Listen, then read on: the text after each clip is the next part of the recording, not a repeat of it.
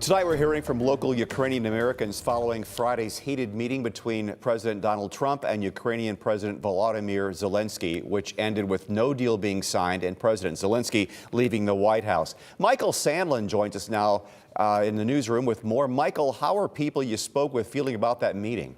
Dan, people I talked to say the past few days have been challenging, worried that as talks fall through, the military aid that has kept Ukraine afloat the past 3 years could soon be pulled away. But after 3 years of finding hope in the midst of struggle, people I spoke with aren't giving up on Ukraine just yet. Now you don't. You're playing cards. Mr. President. You're playing cards. Serious. You're gambling the with the lives of millions of people.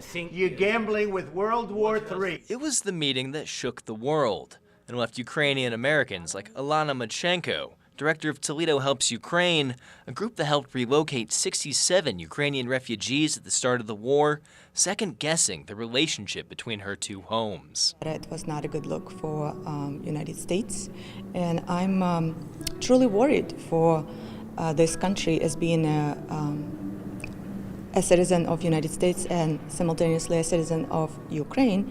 It brings me a lot of worries on both sides, not just for Ukraine. I'm very disappointed, and I think either side could have become the hero just by calming everything down and making the right statements, and everything would have worked out fine. John Naida is an American citizen with Ukrainian roots.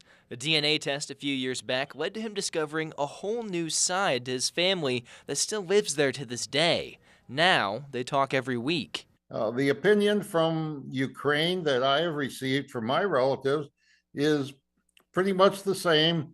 They were very disappointed. They felt that J.D. Vance really lit the fire.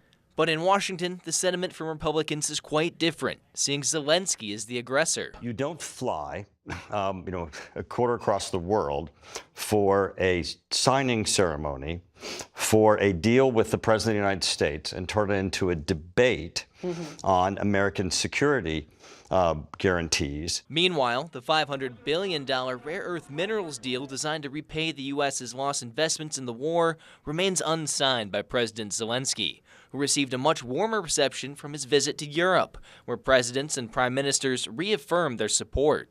Machenko says with this renewed showing of global support, with or without the U.S., she believes Ukraine will survive. As to withdrawing the aid, Ukraine is in a better position right now as 3 years ago when they were just invaded. So we, of course, are troubled and sad, however, full of hope that Ukraine is going to prevail. Machenko tells me while the current administration seems to be wavering in its support, to her knowledge, most American citizens still support the country and say the majority of private donations going over there come from here and in Canada. Reporting in studio, I'm Michael Sandlin for WTOL 11.